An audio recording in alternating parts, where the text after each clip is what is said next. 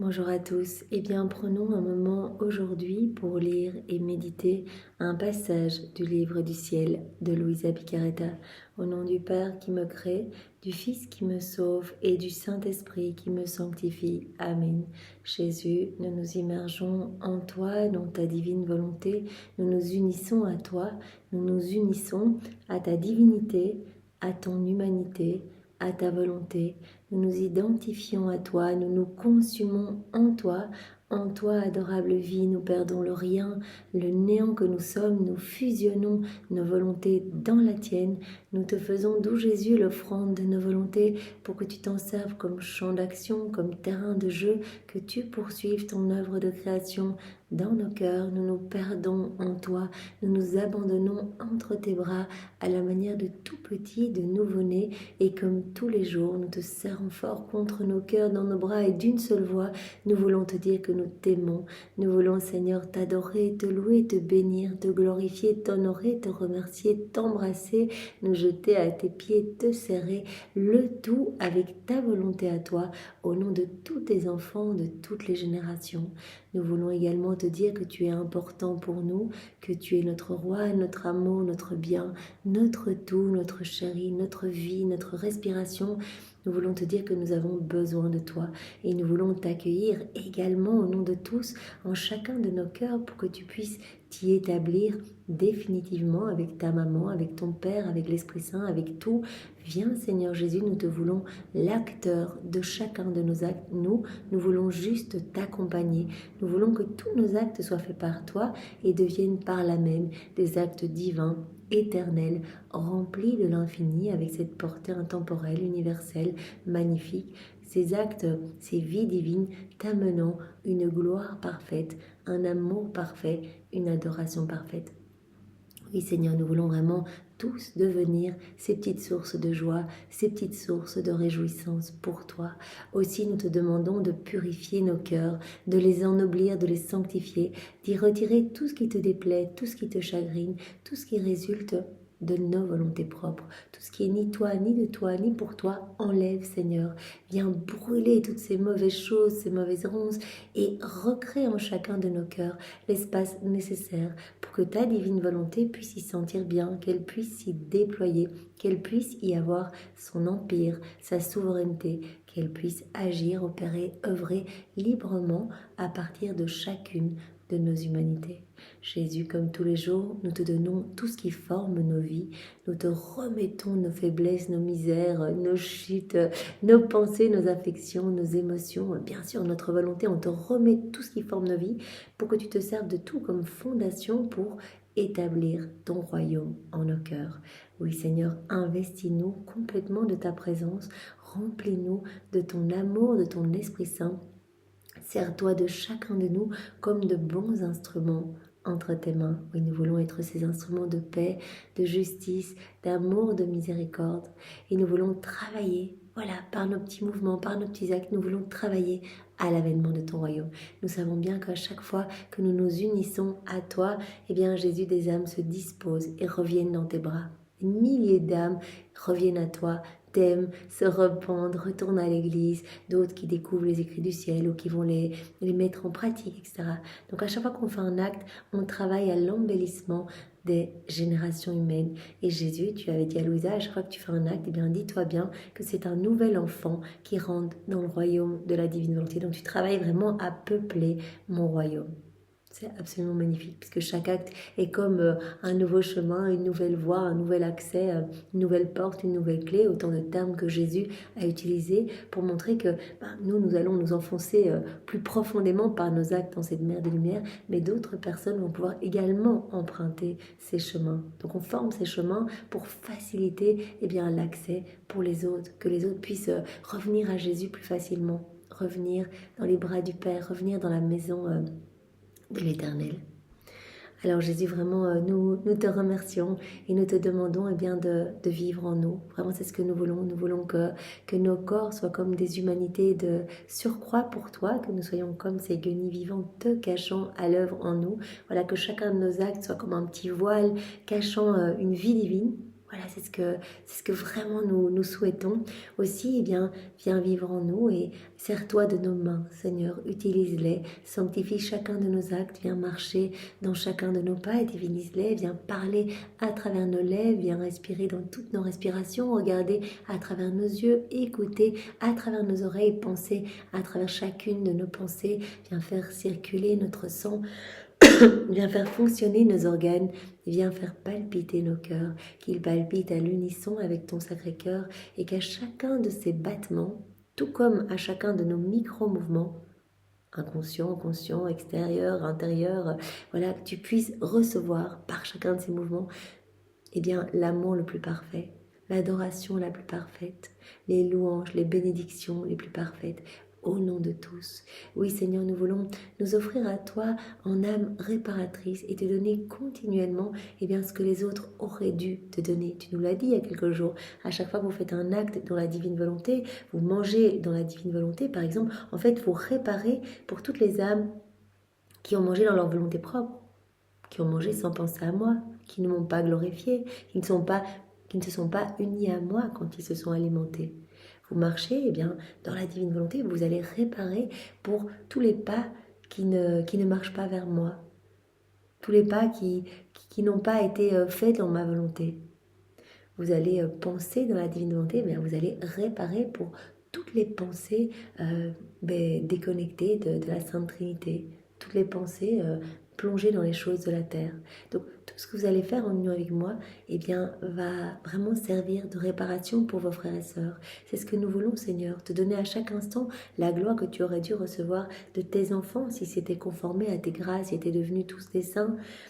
S'ils n'avaient pas connu le péché et si les hommes eh bien, étaient restés totalement unis à toi, on veut te donner cette gloire que tu aurais dû recevoir ainsi que toute la gloire que tu aurais dû recevoir des âmes qui se sont décrochées de ton cœur pour aller se perdre. Donc la gloire que tu aurais dû recevoir si ces âmes eh bien, étaient restées unies à toi. Nous voulons également te donner toute la gloire que tu aurais dû recevoir de tous tes saints dans le ciel si tous leurs actes sur la terre avaient été accomplis dans ta divine volonté. Nous voulons te donner également toute la gloire que tu devrais recevoir de toutes les âmes qui se trouvent au purgatoire et la gloire que tu aurais dû recevoir des éléments créés s'ils avaient été dotés de raison. Nous savons bien que nous sommes les seuls à avoir été dotés de raison. Et donc Jésus avait dit à Louisa, on attend de l'homme qu'il prête sa voix aux éléments. Quelle gloire on aurait reçu si les éléments avaient été dotés d'intelligence. Là, il nous glorifie parce qu'il reste à la place à laquelle on les a assignés. Mais on aurait reçu une gloire, mais nettement supérieure s'ils avaient été dotés d'intelligence. Donc vraiment, l'homme est le seul à avoir reçu cette raison pour eh bien, faire prier les éléments créés, pour voir la beauté de l'amour de Dieu partout et y répondre, pour placer ses je t'aime sur chacun de ces éléments, ce que l'on fait dans nos rondes, dans l'œuvre de la création. Donc voilà, Jésus, nous nous offrons une petite sentinelle d'amour et nous voulons à chaque instant, par chacun de nos micro-mouvements, réparer pour tous les péchés des hérétiques, des infidèles, des schismatiques, des sectaires, de ceux qui se débaptisent, de ceux qui n'ont pas au plus foi en ta miséricorde, de ceux qui s'écartent de ton cœur, de ceux qui commettent des actes sacrilèges, ceux qui blasphèment, ceux qui n'aiment pas ta maman, ceux qui bousillent tes églises, etc. Donc vraiment, nous vous entendons tout réparer, Seigneur. Vraiment, et nous voulons que chacune de nos vies soit une offrande continuelle d'amour pour ta gloire, Seigneur. Nous voulons éternellement te remercier, Seigneur, avec ta volonté pour tout ce que tu as déjà fait pour chacun de nous. Il est bon de remercier, il est bon de louer pour toutes ces grâces en fait que tu as établies dans nos vies, tout ce que tu vas nous donner aujourd'hui, ce que tu nous donneras dans le futur. Nous savons bien que si nous en sommes aujourd'hui à lire les écrits du ciel, c'est toi qui as attendu la petite brèche dans notre cœur, la petite ouverture. C'est toi qui as attendu pendant toutes ces années eh bien, qu'on jette un regard dans ta direction pour nous inonder de tes cadeaux, pour nous séduire, nous amener à toi, nous faire rencontrer les bonnes personnes pour que nous puissions entendre parler de la divine volonté, que nous puissions peut-être adhérer à un cénacle, nous procurer les livres. C'est toi qui es aux commandes de tout et c'est toi qui attends et qui nous couvre de grâce si on te laisse un peu de place. Alors nous te remercions pour tout le travail que tu as déjà effectué dans nos vies. Nous te remercions aussi, Seigneur, d'avoir choisi de nous faire naître après notre sœur Louisa. C'est tellement un cadeau en fait de pouvoir avoir ces écrits du ciel entre les mains.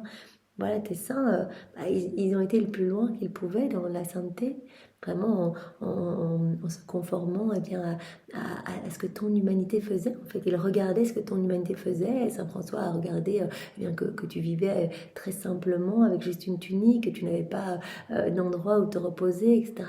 Et donc, il a adopté le même comportement, voilà, cette voie de pauvreté. Donc, les saints ont acquis leur santé par l'exercice vraiment de vertu, voilà, de manière difficile quelque part.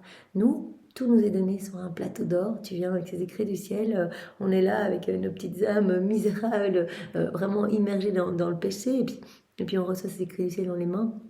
Toi, tu viens encore nous donner des grâces pour qu'on soit touchés. Tu inondes nos âmes de lumière, etc. Et tu attends une seule chose, comme tu nous l'as dit les jours précédents, notre oui, en fait. C'est pas quelque chose de méritoire, c'est un cadeau. C'est donc la vie dans la divine volonté. Donc, peu importe si on est, si on est complètement misérable, etc.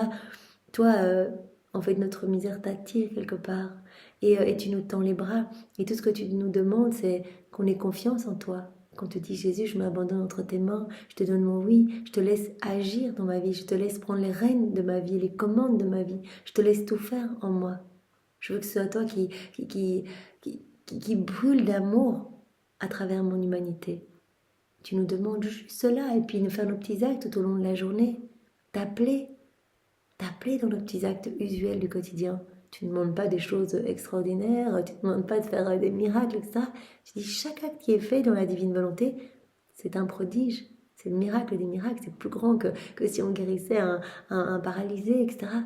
Parce que c'est toi qui agis en nous, et c'est toi, à travers nous, qui va sauver les générations humaines, qui va sauver les âmes, qui va donner grâce et secours à toutes.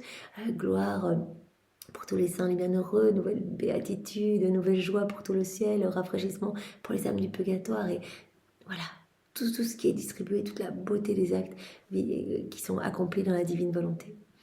Donc Jésus, vraiment merci de nous avoir fait naître après Louisa.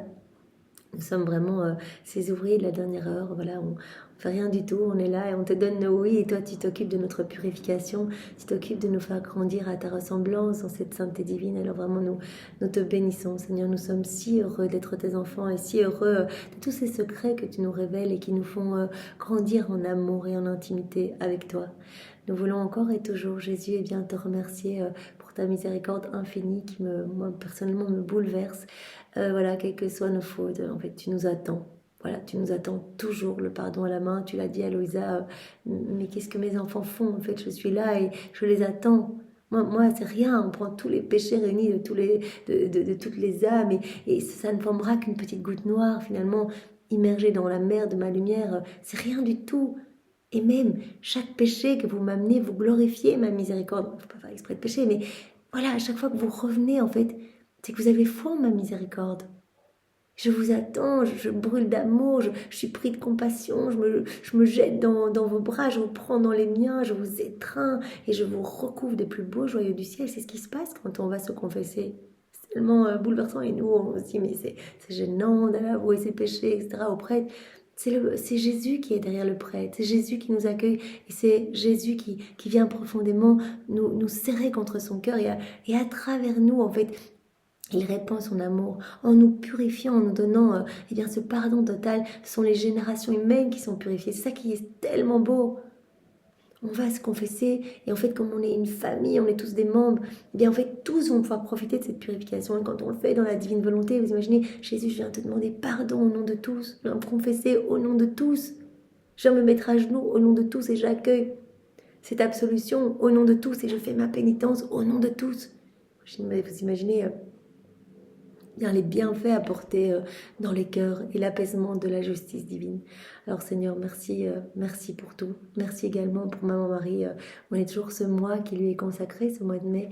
Et vraiment, nous sommes émerveillés. Je ne sais pas si en parallèle, d'autres personnes lisent ce livre bleu, Marie, Reine du Royaume de la Divine Volonté. Mais c'est si beau. D'ailleurs, chaque jour, j'essaie de mettre en annotation voilà, le jour, chaque jour. Donc, il y a une méditation qui est proposée, un enseignement de Maman Marie pour nous aider vraiment à vivre unis à son Fils en fait et à elle. Voilà, leurs deux cœurs unis. Alors vraiment nous te remercions Jésus pour une telle maman. Vraiment, nous te glorifions de nous avoir donné une maman si pure, si belle, si merveilleuse, une maman qui veille sur nous et qui veut le meilleur pour nous, qui veut que nous soyons vraiment totalement offerts à toi. En fait, tout ce qu'elle veut, elle, c'est qu'on t'offre nos vies. Elle veut que l'on puisse être investi de ta présence. Elle veut que nous puissions eh bien, reprendre cette place qu'avait Adam au moment de son innocence, dans son état d'innocence. Elle veut nous partager sa gloire, elle veut nous partager son héritage, elle veut qu'on soit debout, elle veut qu'on soit propriétaire de tout. En fait, elle nous veut tout simplement heureux. Et parce qu'elle veut ce que tu veux, Jésus. Toi, tu veux que tes enfants soient heureux, eh bien, elle le veut également. Et donc, elle passe son ciel à vraiment prier pour chacun de nous, pour que nous restions fidèles et que nous fassions nos actes dans la divine volonté, que nous puissions chaque jour nous y enfoncer davantage dans vraiment cette mer d'amour. Et vraiment, elle met tout à notre disposition, toute sa vie, tous ses actes, ses souffrances, ses peines. Elle nous donne tout en fait, puisque dans la divine volonté, on est propriétaire de tout, ben on peut tout prendre pour offrir tout continuellement au Père. On sait que Marie, la Trinité ne pouvait rien lui refuser. Inséparable de la Trinité, de la seconde une de sa conception, voilà, jusqu'à son Assomption, voilà, tout ce qu'elle demandait en fait avait voix de commandement, d'ordre, parce qu'elle était totalement régie par la divine volonté. Et donc voilà, Marie veut que nous ayons eh bien, cette vie d'intimité avec la Trinité, qu'on soit vraiment dans cette unité du divin vouloir avec chaque élément de la création et avec tout le ciel, qu'on soit heureux en fait, vraiment qu'on soit dans la paix de Dieu, qu'on ressente cette force, cette vie divine en nous.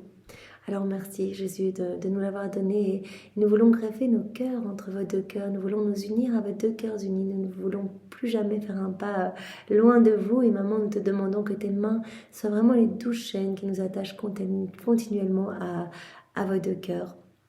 Nous te demandons, maman, de nous bénir, nous voulons tout faire sous ton regard maternel, nous te demandons eh bien, de donner à nos âmes à chaque instant une gorgée de la divine volonté.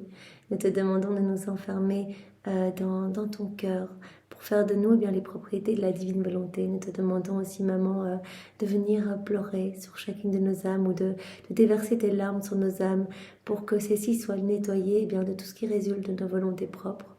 Que nous puissions vraiment voilà, nous laisser brûler par l'amour de Dieu.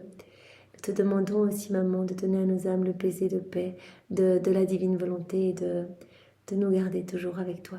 Merci Marie, merci Jésus, nous vous aimons.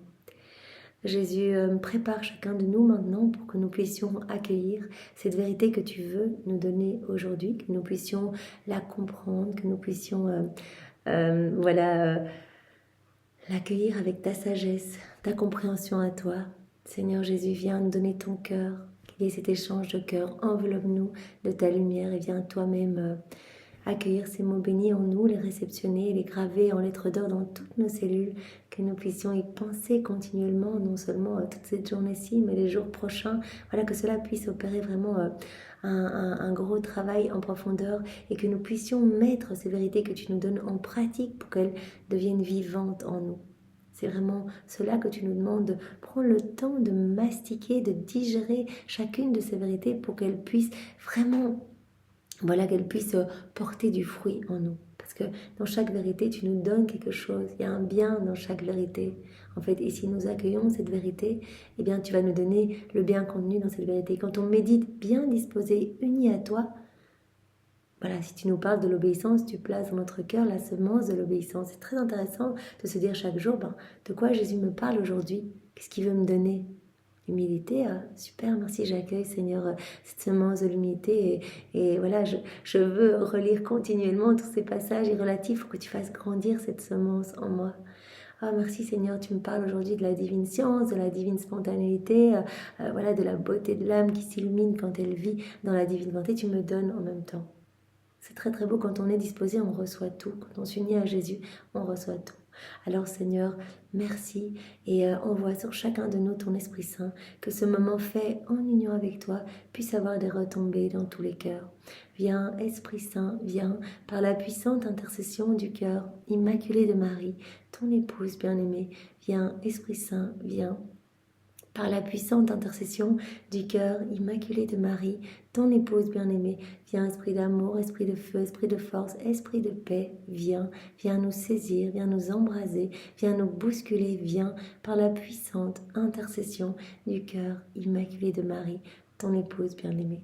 Esprit Saint, vraiment, nous ne savons pas prier et nous t'attendons, nous te laissons vraiment toute la place. Viens nous consumer, Esprit Saint, nous t'attendons. Alors, le passage que nous allons voir ensemble est celui du 2 octobre 1938. Nous sommes dans le volume 36. C'est notre sœur Louisa qui parle. Viens, divine volonté, tout faire en chacun de nous, comme en Jésus, dans sa divine humanité. Et Seigneur, nous voulons vraiment prendre ce moment totalement uni à toi pour vraiment qu'il puisse y avoir cette rosée bienfaisante et bénéfique qui se déverse dans chaque âme. Et nous prenons ce moment avec cette intention de te plaire, en fait. De t'amener de la joie, de te glorifier. Voilà, c'est l'intention que nous posons pour ce moment, Seigneur. Je suis toujours dans le divin vouloir, mais au milieu d'indicibles amertumes qui semblent vouloir rendre trouble la mère du divin vouloir. Et toujours avec ces amertumes, ça fait plusieurs jours qu'elle nous parle de cela. Voilà, quelques livres ont été mis à l'index, 3 livres exactement, donc qui ont été en fait interdits. Et donc elle en souffre. Jésus a dit, tu souffres, je souffre avec toi. En fait, ce sont mes souffrances, parce que quand on rejette un bien, en fait, on me rejette moi. Donc c'est moi qui souffre en toi. Nous partageons ces souffrances ensemble.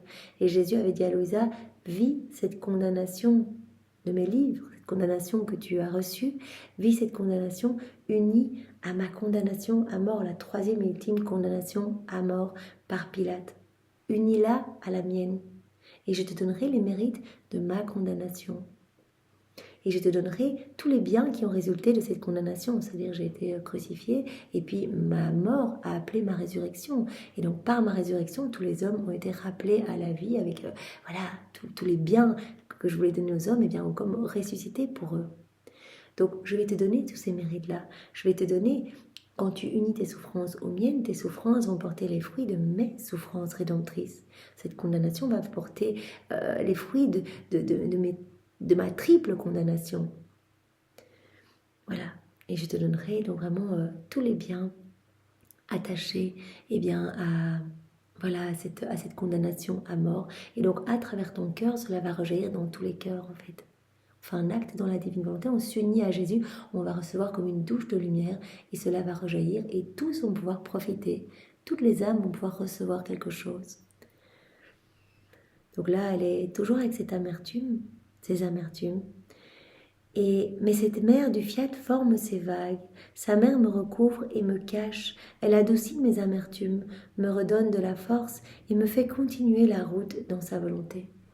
Donc Jésus lui a toujours dit, unis tes souffrances aux miennes. Hier, Louisa, ou avant-hier, nous disait, en fait, quand je plonge mes peines et mes tristesses dans cette mer de lumière, en fait, que je les vis unies à Jésus, dans sa volonté, et bien, en fait, mes peines se changent en soleil pour moi et pour tous.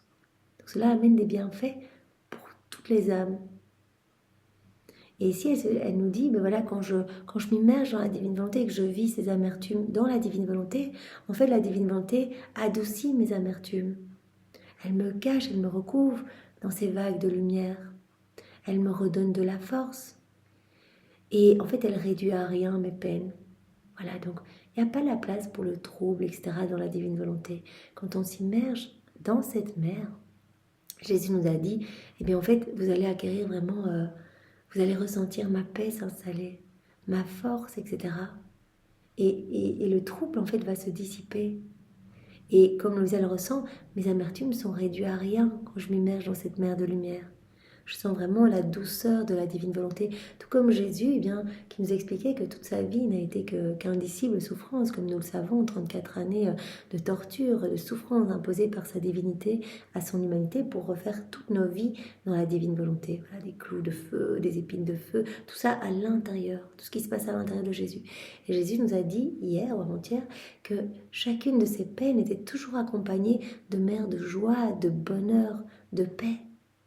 Et que ces souffrances, en fait, lui amenaient de la joie parce qu'il voyait toutes les âmes qui allaient être sauvées par ces souffrances. Il voyait à travers les siècles les fruits de ces souffrances. il a dit à Louisa, est-ce que toi tu ressens ces amertumes-là par amour pour moi? Eh bien en fait, ce sont des souffrances semblables aux miennes. Voilà, ce sont des souffrances innocentes qui ont énormément de poids sur notre cœur, qui ébranlent le ciel et la terre. Tous veulent recevoir les biens de ces souffrances. Pourquoi?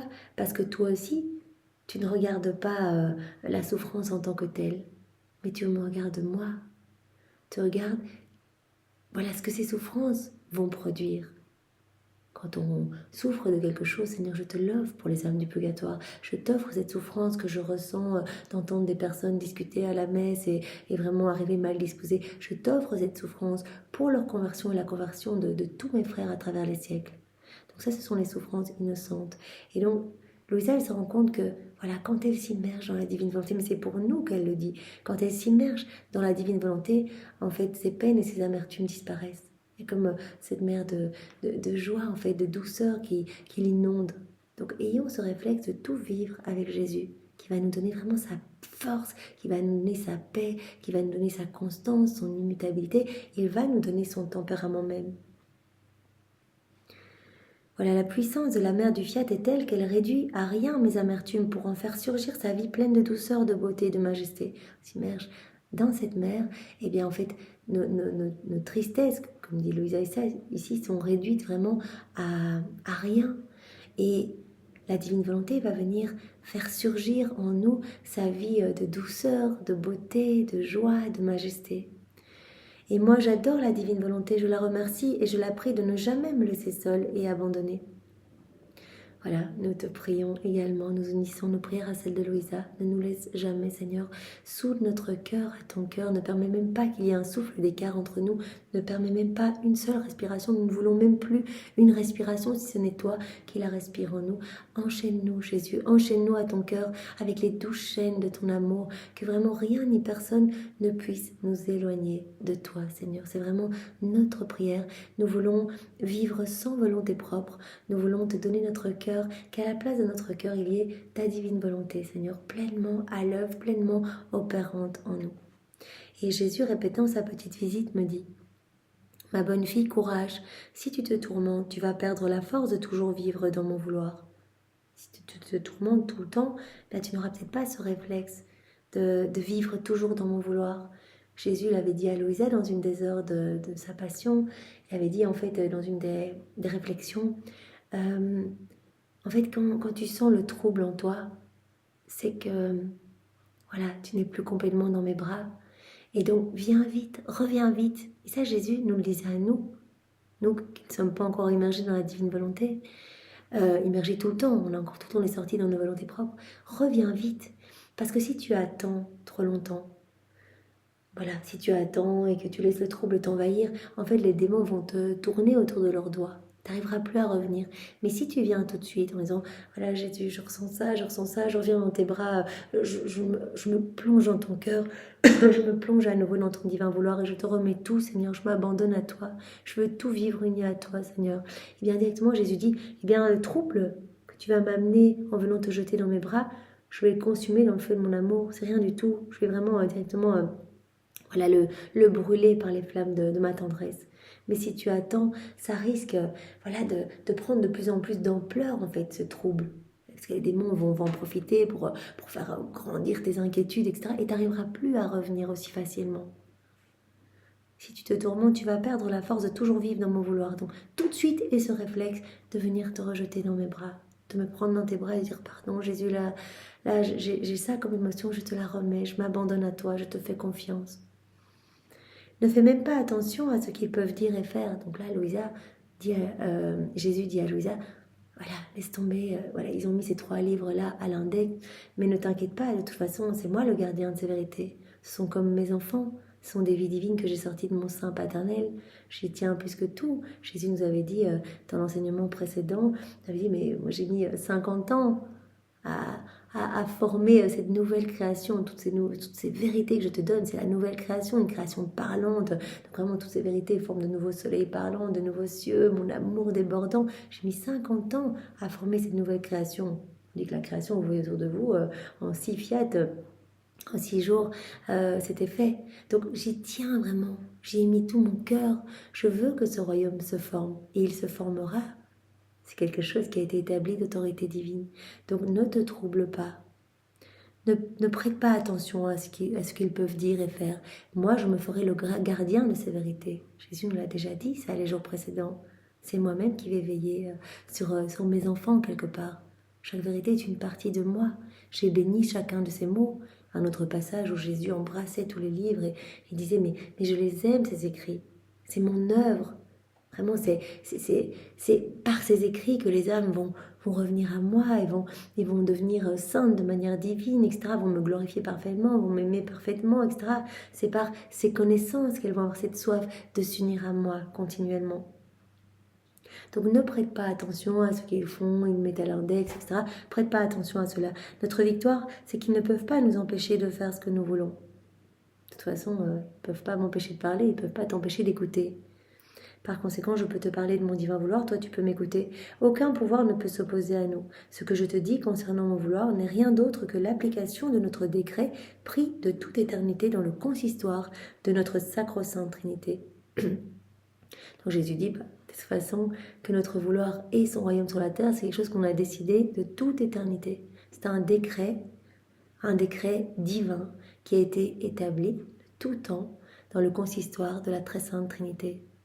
Comme le décret qui a toute autorité divine, le décret de la création ou le décret du royaume de la rédemption. Donc, il y a une force, c'est indestructible. Voilà, c'est infaillible, c'est un décret divin. Donc, cela arrivera. Jésus dit, on l'a décidé, pas parce que les hommes mettent de côté un livre pour le moment, parce qu'ils sont trop aveugles, ils sont trop imbibés dans leur volonté propre. Cela arrivera. Mon royaume s'établira. Jésus nous en a déjà beaucoup parlé, de cette certitude de l'avènement de son royaume. Il avait dit à Louisa, mais je ne serais pas passé 50 ans à te donner toutes ces vérités si je n'avais pas la certitude que mon royaume arriverait.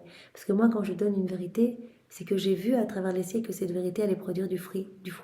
Je ne vais pas sortir une vérité si elle sert à personne. Parce que je ne peux pas faire quelque chose d'inutile.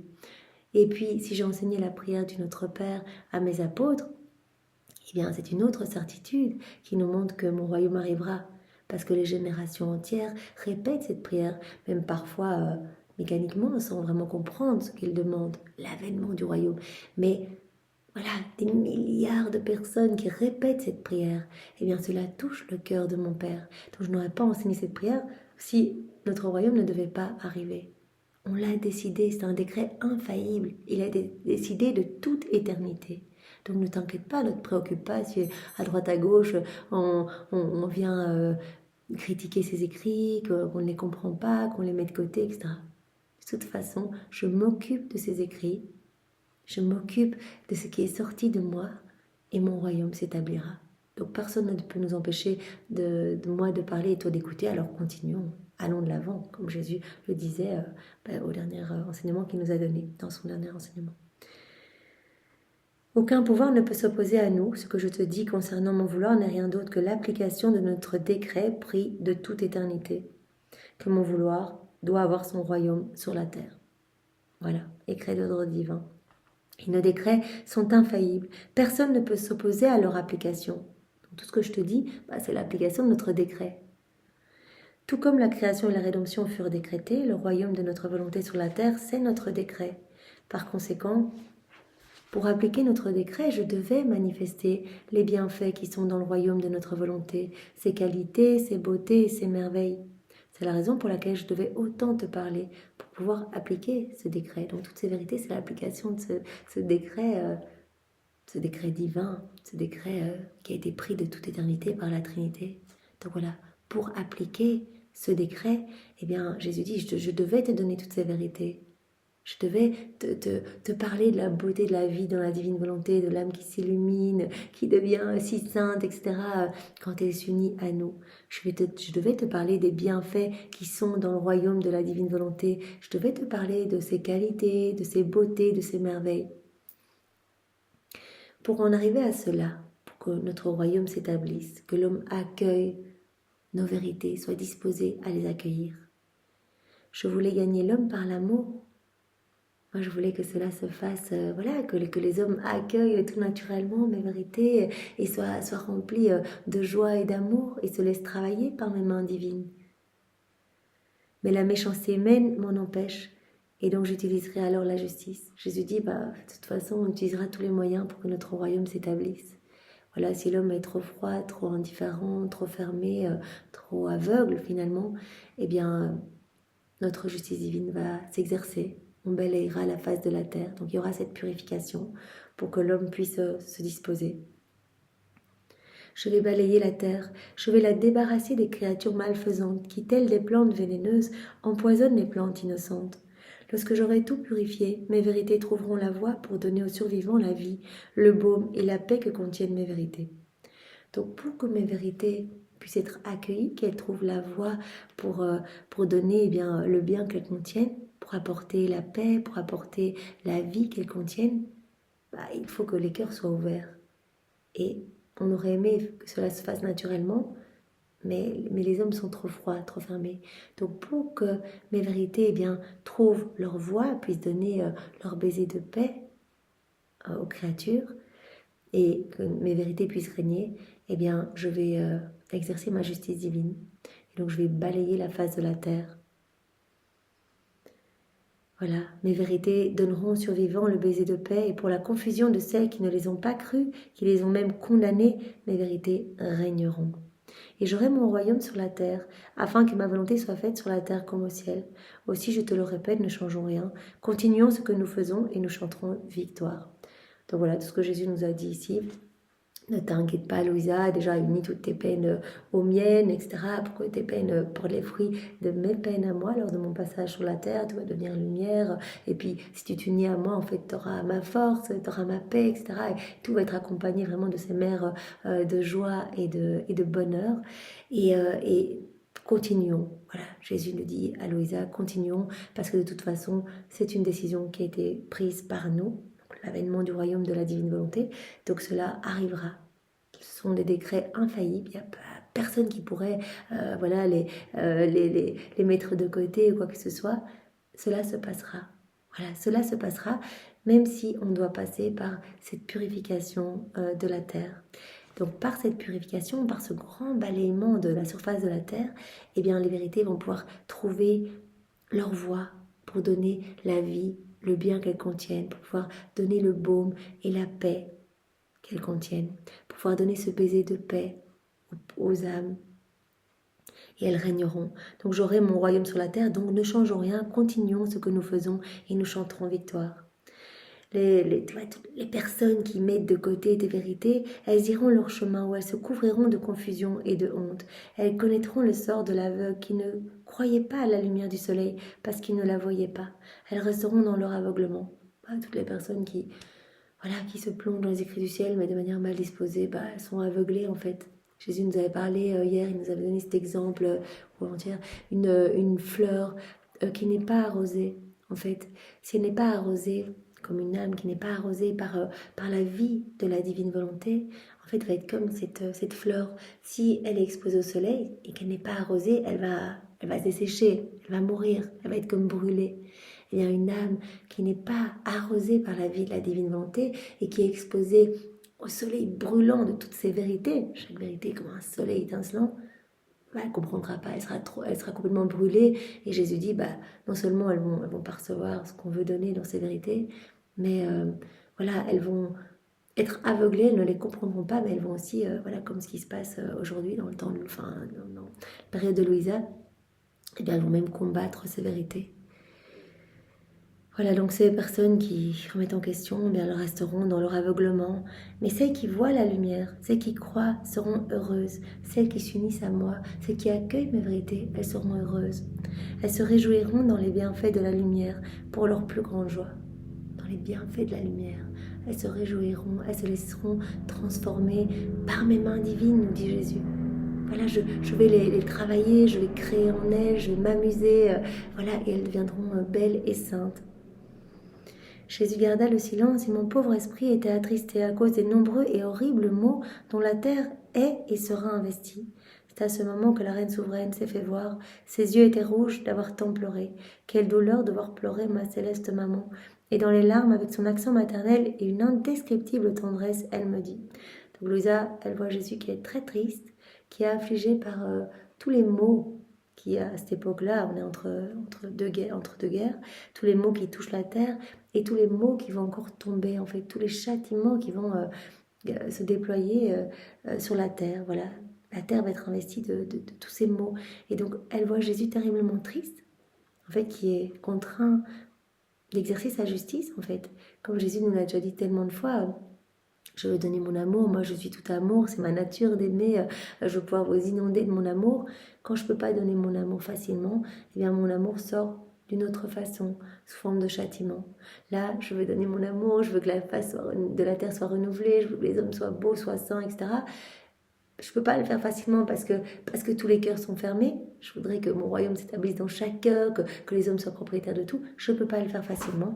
Eh bien, je vais devoir user de ma justice divine, purifier la face de la terre pour que mon royaume s'établisse. Mais il s'établira, tout comme il y aura le triomphe du cœur immaculé de ma maman, puisqu'elle est la reine du royaume de la divine volonté.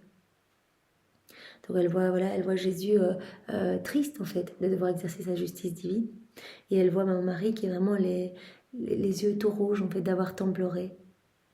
Quelle douleur de voir pleurer ma céleste maman. Et dans les larmes avec son accent maternel et une indescriptible tendresse, elle me dit: ma très chère fille, prie avec moi. Combien mon cœur souffre de voir les flagellations dans lesquelles l'humanité tout entière sera enveloppée. Voilà, tous les châtiments qui vont se déployer comme des flagellations du ciel en fait, pour ramener l'homme à Dieu.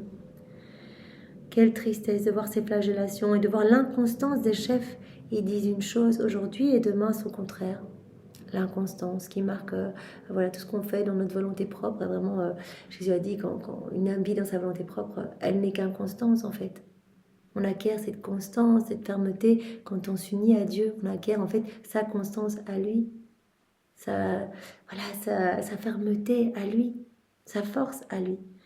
Quand on vit dans sa volonté propre, un jour c'est oui, le lendemain non, etc.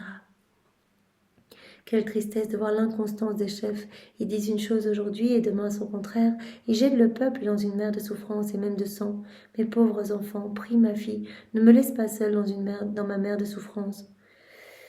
Que tout se passe pour le triomphe du royaume de la divine volonté. Voilà. Donc unis-toi à moi.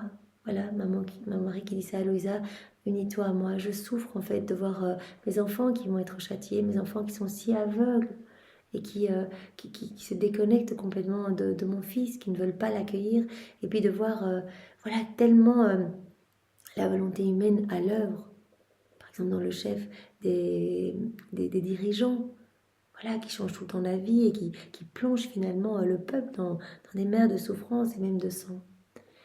Après quoi je suivis la divine volonté dans ses actes, et je m'abandonnai tout entière dans ses bras.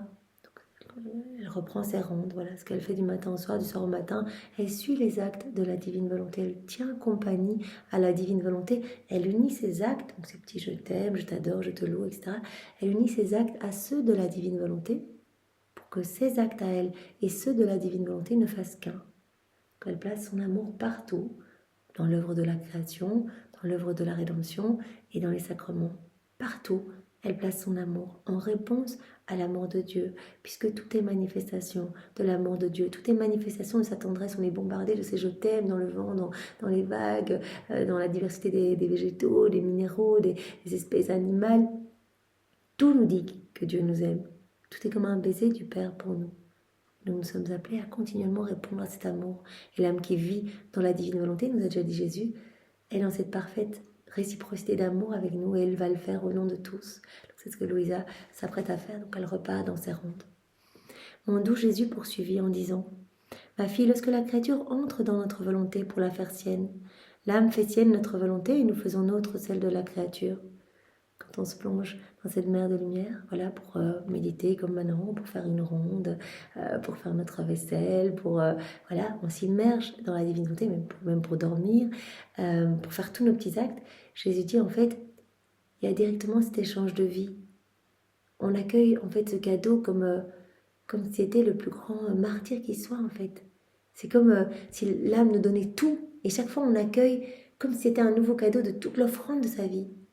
Donc on donne toute notre vie quand on dit, je fais cette vaisselle dans ta divine volonté, Seigneur, par exemple, en fait, ça veut dire, je crucifie ma volonté propre pour te laisser vivre ce moment en moi, cet acte en moi. Et directement, eh bien, tout cet acte va devenir divin, va être investi directement de cette puissance créatrice. Donc Jésus dit, quand une âme se plonge dans la divine volonté, il y a cet échange de vie. Elle nous donne sa vie complètement et nous lui donnons notre vie. Chaque acte est une vie divine. Et il y a cet échange de volonté aussi. Elle nous donne sa volonté, puisqu'elle accepte que sa volonté humaine soit crucifiée, et nous lui donnons la nôtre. Et notre volonté va vider son acte de ce qu'il y a d'humain pour le remplir uniquement des choses du ciel, des choses célestes, des choses magnifiques.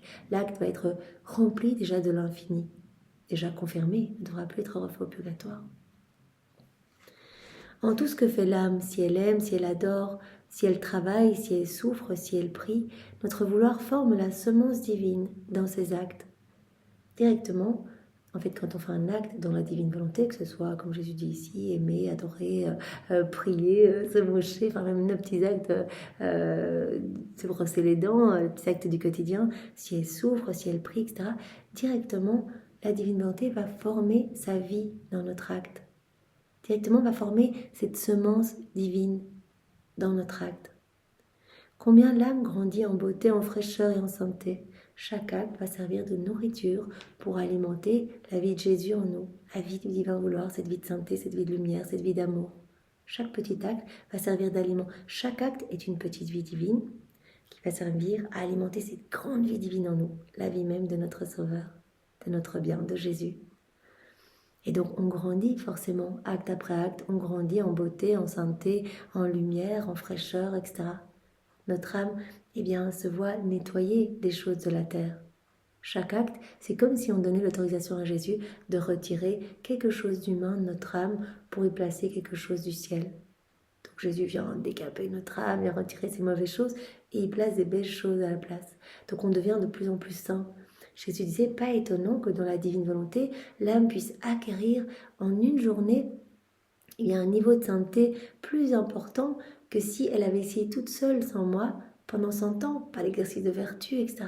Un acte fait dans la divine volonté vaut plus que tous les actes d'amour de tous les saints réunis de tous les temps, accomplis dans une volonté humaine. Dans une balance, ce qui est accompli dans une volonté humaine, même si c'est des martyrs, des jeûnes, des mortifications, vous imaginez les saints qui priaient des rosaires à n'en plus finir, etc. Tous ces actes-là réunis, et puis juste de l'autre côté, un acte accompli par Dieu en nous, dans sa volonté, comme ce moment que nous prenons. Eh bien, Jésus dit, bien sûr, c'est normal qu'un acte accompli dans ma divine volonté vaille beaucoup plus que tous les actes accomplis par des hommes, humainement. Donc, combien l'âme va grandir en beauté, en fraîcheur et en sainteté par chacun des petits actes où elle va me laisser plus de place. Voilà, quand on fait nos actes dans la divine volonté, en fait, on laisse à Jésus cette liberté de pouvoir créer dans notre âme, d'embellir notre âme, etc. Donc, c'est vraiment sa vie qui grandit en nous. Notre volonté est comme la sève pour les plantes. S'il y a de la sève, les plantes peuvent croître en beauté. Elles sont vertes avec de belles feuilles et produisent de beaux fruits, charnus et délicieux. Mais si la sève vient à manquer, la pauvre plante perd sa verdeur, ses feuilles tombent et elle n'a plus la vertu de produire de beaux fruits. Elle finit par sécher, parce que la sève est comme l'âme de la plante, comme les fluides vitaux qui soutiennent la plante et la font fleurir. Voilà, Jésus dit, l'âme qui vit dans notre volonté, elle est bien alimentée continuellement. Voilà, comme l'exemple qu'il avait pris il y a quelques jours, comme une fleur qui est bien arrosée. Voilà, l'âme, elle est bien arrosée par la vie de notre divine volonté. Et ici, Jésus dit, elle est bien connectée à la terre. C'est comme une plante qui est bien connectée à la terre. Donc, c'est un autre exemple pour nous montrer que quand on s'accroche à Dieu, qu'on vit dans la divinité, c'est comme une plante qui va recevoir les fluides vitaux, en fait, pour bien grandir. La sève d'une plante qui va lui permettre d'avoir de belles feuilles, de beaux fruits, de belles floraisons, etc. S'il n'y a pas de sève, Jésus dit, la plante, elle va se dessécher, les feuilles vont tomber, elle va perdre sa verdeur, etc. Et elle va finir par mourir. Voilà. Donc, restons bien connectés à la source. Voilà, comme une fleur, comme une plante bien connectée à la terre. Jésus avait pris aussi un autre exemple comme un rayon de soleil. Voilà, tant qu'il est connecté à la sphère lumineuse, il est brillant, il est étincelant, etc. Mais si le rayon se décrochait, il deviendrait noirceur, ténèbres directement. Donc c'est parce qu'il est connecté à cette sphère lumineuse qu'il est lumineux. Donc gardons cette image, restons bien comme cette fleur arrosée, voilà, de la vie de la divine volonté, pour accueillir toutes ces vérités qui sont comme des soleils, vraiment pour qu'elles puissent nous faire croître en sainteté. Ou restons bien, vraiment, deuxième exemple, comme cette plante, voilà, qui reçoit ces humeurs de la terre, qui reçoit vraiment cette sève, en fait, qui permet à la plante de se déployer, d'être belle, etc. Voilà, c'est la sève de la divine volonté en nous. Oh voilà, gardons ce troisième exemple, le rayon bien connecté à sa sphère lumineuse. Si on se décroche de Dieu, on devient ténèbres, on devient misère, on tombe dans un labyrinthe de vies, de mots. Voilà, donc la sève est comme l'âme de la plante, comme les fluides vitaux qui soutiennent la plante et la font fleurir. C'est ainsi qu'est l'âme sans ma volonté. Mais sans la divine volonté, on est comme cette plante qui n'a pas de sève, comme cette fleur qui n'est pas arrosée, qui se dessèche complètement, qui va brûler au soleil, comme ce rayon qui est décroché de sa sphère lumineuse. L'âme sans ma volonté est comme cette plante sans sève, elle perd son commencement. C'est pourquoi elle a été créée, être belle, être dans ce rapport d'amour avec son créateur, voilà, tenir compagnie à son Dieu, être une résidence royale, une chambre royale pour la Trinité, être vraiment une source d'amour pour son créateur, etc. Elle perd ce pourquoi elle a été créée, elle perd son commandement, elle perd sa vie. Père, vraiment, on étouffe cette vie divine en nous à chaque acte que l'on fait dans nos volontés propres. Elle perd son esprit du bien. Oui, à force d'agir dans nos volontés propres, on va tomber dans toutes les embûches. Nos sens sont de plus en plus obstrués, voilés. On ne voit plus l'amour de Dieu, on n'y répond plus, on s'enfonce de plus en plus dans les ténèbres. À chaque acte, Jésus avait donné cette image. C'est comme une petite pelletée de terre dans notre cœur qui étouffe cette vie divine en nous. Jésus souffre, il ne peut rien faire, il est comme attaché. Il a dit votre volonté humaine est comme la croix de ma divine volonté. Et les clous sont tous les actes que vous faites déconnectés de mon vouloir. Donc je suis là, je ne peux rien faire.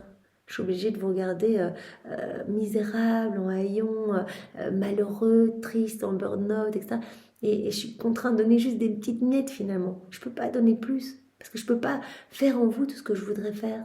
Et moi, j'aime pas donner des petites miettes, nous avait dit Jésus dans notre enseignement. Je veux donner en abondance, c'est mon plaisir de donner, c'est ma joie de donner. Cela me rend heureux de donner, cela me repose de travailler dans vos cœurs. À chaque fois que je peux agir en vous, je crée, je me repose dans mes créations, etc. Ce sont des créations parlantes qui me louent, qui me bénissent continuellement. Donc l'âme qui vit dans sa volonté propre est comme cette plante sans sève. Elle va se dessécher complètement, elle va perdre son commencement, elle va perdre sa vie, elle va perdre l'esprit du bien, s'embourber de plus en plus dans les ténèbres en fait, en ne voyant plus rien, en ne percevant plus la voix de Dieu, etc., en se déconnectant complètement. Vit dans sa volonté propre, on obstrue tous les canaux de communication avec le ciel. Elle va perdre sa couleur comme une fleur qui va perdre sa couleur. Elle va devenir laide, pas physiquement, mais son âme. Elle va s'affaiblir et finir par perdre la semence du bien. Finir par étouffer cette vie divine.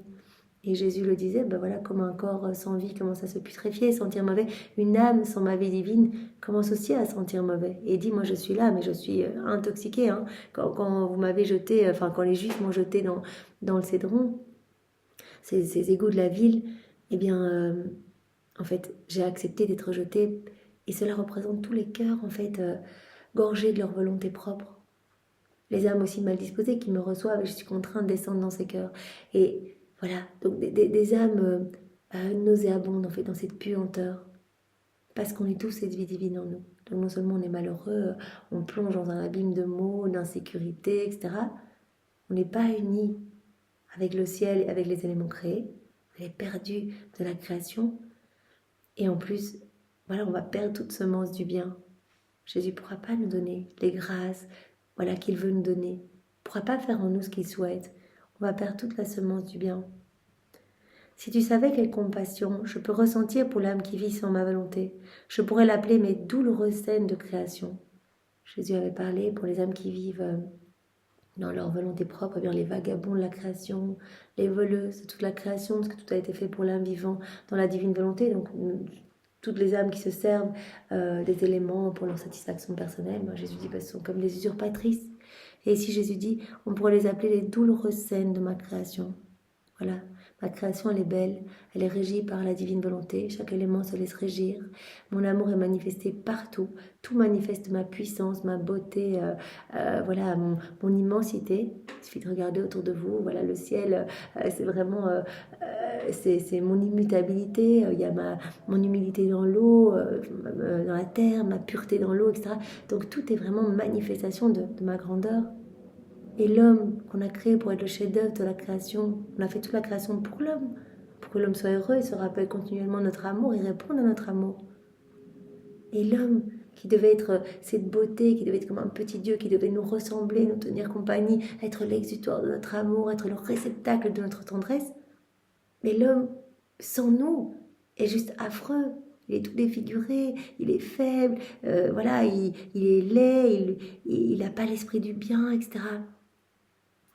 On peut l'appeler vraiment la douloureuse scène de la création, comme la tache noire de ce beau tableau, toute la création qui est belle, et l'homme est le seul qui ne se laisse pas régir par la divine volonté. L'homme est le seul qui essaie d'agir sans Dieu en fait. Même si voilà, Dieu nous maintient en vie, c'est bien sûr la divine volonté qui nous maintient, voilà, qui nous donne notre être, notre mouvement, notre souffle, nos battements de cœur, etc. Mais l'homme dans ses petits actes ne s'unit pas à son Créateur. Et donc est vraiment la tache noire, en fait, et celui qui blesse le cœur de Dieu. Jésus montrait dans un autre passage que tout le ciel regarde avec dégoût l'homme qui vit dans sa volonté propre. Il marche comme la tête en bas, il gratte dans le sol, il est tout noir, il lève les mains pour demander une petite grâce, etc. On pourrait l'appeler ma douloureuse scène de création. Moi qui ai tout créé, qui ai créé toute chose avec tant de beauté et d'harmonie, je suis contraint par l'ingratitude humaine de voir les plus belles créatures que j'ai créées devenir pauvres, faibles, couvertes de plaies, propres à inspirer la pitié. Voilà, ce qui donne la nausée à tout le ciel. C'est quand même fort ce terme. Les vagabonds, la création, tous les termes que Jésus utilise. Pauvre, faible, qui inspire la pitié, couverte de plaies, difforme, voilà. Et pourtant, ma volonté est à la disposition de tous. Elle ne se refuse à personne. Pourtant, moi, c'est un cadeau que je veux faire à tous. Moi, si quelqu'un veut vivre dans ma divine volonté, je ne peux pas dire non, parce que tu n'as pas assez prié les dernières années. Non, je ne refuse ce cadeau à personne. Comme Jésus nous le disait, il avait pris cet exemple de la mer, en fait. La mer dans la création. La mer accueille tous ceux qui s'y plongent. Que ce soit le navigateur qui va traverser la mer, et la mer va se faire chemin pour le navigateur, ou les poissons qui y vivent, évidemment, qui sont les plus fortunés de toutes les créatures, parce qu'ils manquent de rien, ils reçoivent la nécessité pour leur vie, pour vivre. Tous les besoins nécessaires à leur vie leur sont donnés comme ça, ils ne doivent se soucier d'absolument rien. Et donc Jésus a dit, tous ceux qui veulent se plonger dans la mer de ma divine volonté vont être accueillis. Il n'y a pas des conditions préalables, etc. Comme dans la mer, voulez-vous y plonger, la mer vous accueille. Et bien la mer de ma divine volonté accueille tout le monde. Donc la balle est dans votre camp quelque part. Plongez-vous dans cette mer de lumière. Et moi j'aimerais faire des merveilles en vous. Après, ne vous inquiétez pas de vous dire, mais comment je vais me procurer les livres, comment je vais trouver le temps de les lire, comment je vais comprendre, tout ça c'est l'œuvre de Dieu. Donc Jésus, il a tellement hâte que son royaume s'installe. Ça fait 6000 ans que la divine volonté attend, qu'elle est sur la croix depuis la chute d'Adam jusqu'à Louisa, 6000 ans. Que la divine volonté est en agonie dans l'être humain. 4000 ans jusqu'à Maman Marie, mais Maman Marie, voilà, forme un maillon unique avec Jésus. Donc 6000 ans jusqu'à Louisa qui est notre chef de file quelque part. Donc Jésus, il a hâte. Il en peut plus. Souvent, il dit, ma fille, sois attentive. Allez, on avance, on travaille, on ne peut pas s'arrêter. On a un royaume à former. Voilà, chacune de ces vérités va ramener des cœurs à moi et va en bouleverser. Ma volonté est à la disposition de tous. Comment est-ce possible que tellement d'âmes sont laides, se souillent, s'appauvrissent, vivent la tête en bas, etc. Alors que moi, je vais donner ma volonté à tous ceux qui la souhaitent. Elle ne se refuse à personne. Seule la créature qui la rejette et qui est ingrate, qui ne veut pas la reconnaître, cette créature se prive volontairement de ma volonté. à notre très grande souffrance. Donc c'est seulement si l'homme ne la veut pas, la rejette ingratement, eh bien voilà, que Dieu reste dans une souffrance. Il respecte notre liberté. Mais tous ceux qui vont vouloir vivre dans la divine volonté, eh bien Jésus dit, il suffit de le vouloir et le tour est joué. Voilà, demandez-moi. C'est pour cela qu'on a notre responsabilité vraiment de parler de la divine volonté. On a cette responsabilité importante de diffuser ce trésor autour de nous.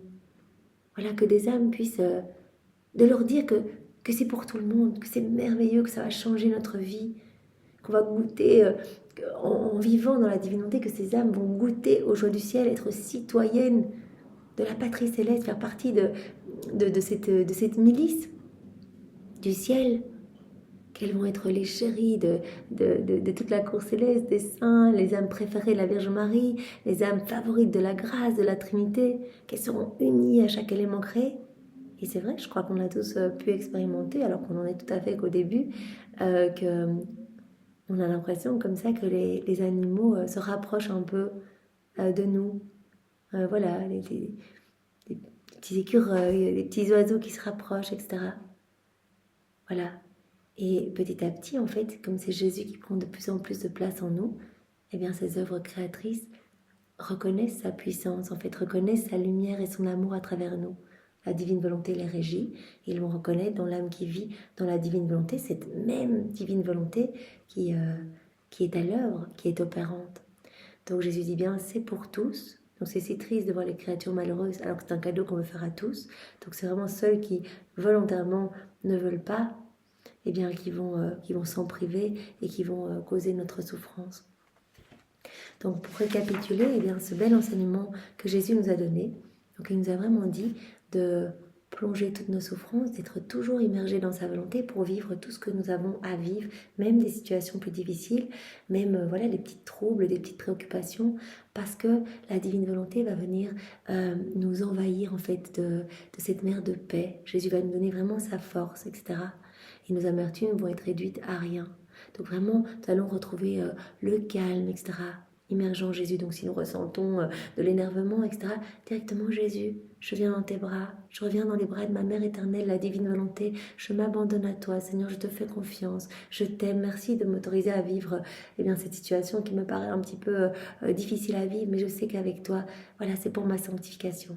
Donc premièrement, c'est ce que Jésus nous a dit, tout vivre uni à lui, pour que ce que l'on vit porte les fruits de ce que Jésus a vécu, pour que nous puissions, par nos actes, décrocher tous les actes suspendus de notre vie. Tout ce que Jésus a déjà refait pour nous, au prix de tant de souffrances. On s'unit à Jésus, on va décrocher ces moments.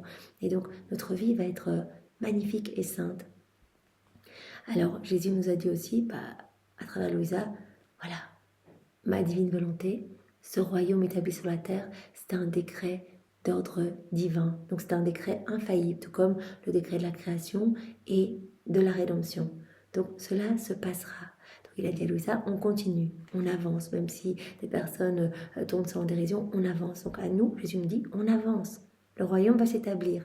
On avance ensemble. Ne regarde pas à droite, à gauche, les personnes qui remettent ça en question. On avance. C'est mon œuvre. Et je suis en train de travailler ton âme, de l'embellir, de la sanctifier. Donc, toutes ces vérités que je te donne, Louisa, eh bien, c'est vraiment l'application de ce décret divin infaillible. Et mon royaume s'établira sur la terre, quoi qu'il arrive.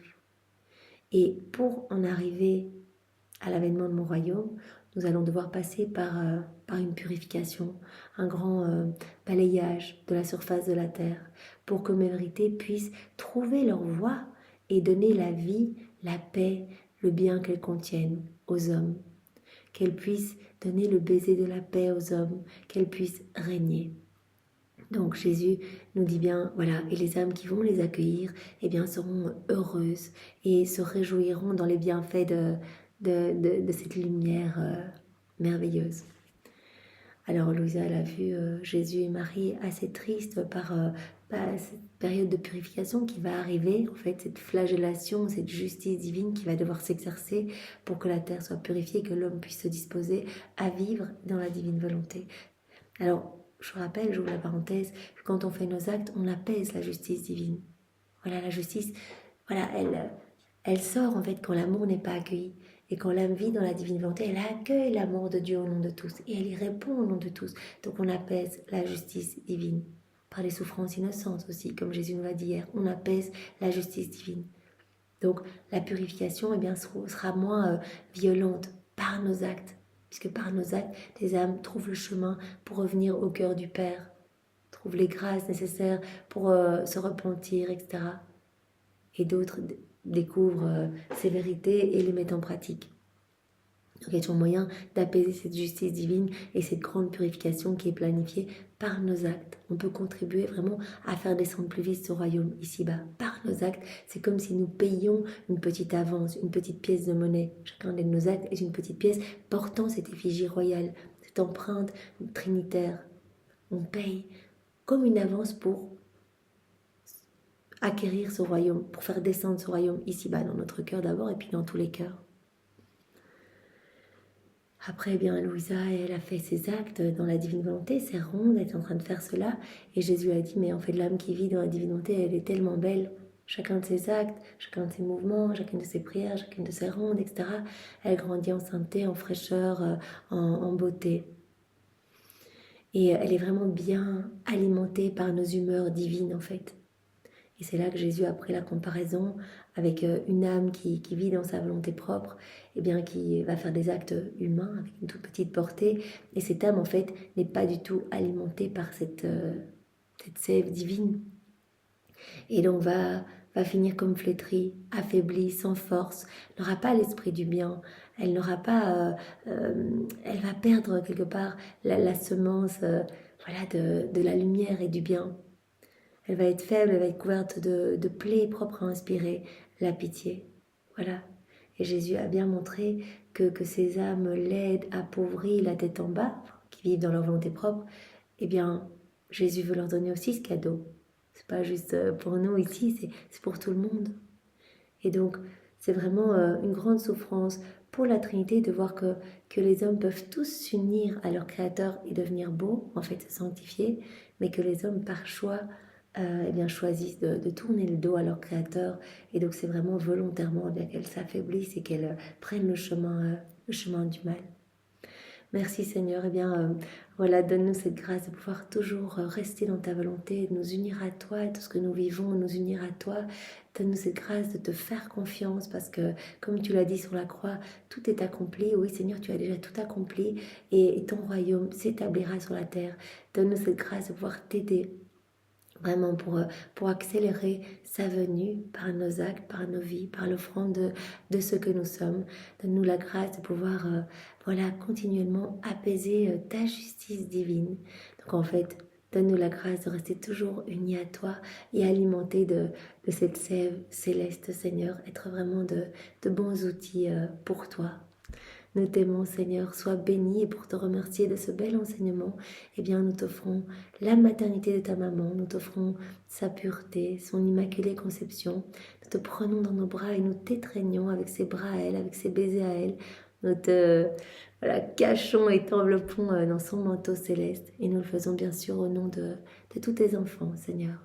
Et au nom de tous, nous te reconnaissons comme notre roi et nous voulons vraiment te remettre cette couronne d'or, Seigneur, et planter ces nombreuses couronnes d'épines que nous t'infligeons par nos mauvaises pensées, et bien les planter dans nos têtes, dans nos cœurs, pour que vraiment de nos cœurs puissent ressortir tous nos relents d'orgueil, toutes nos méchancetés humaines, toutes nos froideurs, tout ce qui nous empêche de nous unir à toi, Seigneur.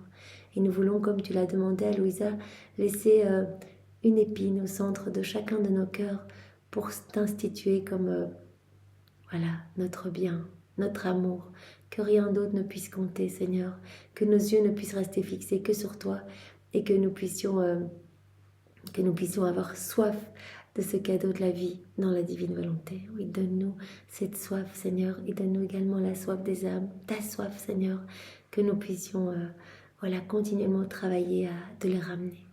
Sois béni, Seigneur, au nom du Père et du Fils et du Saint-Esprit. Amen.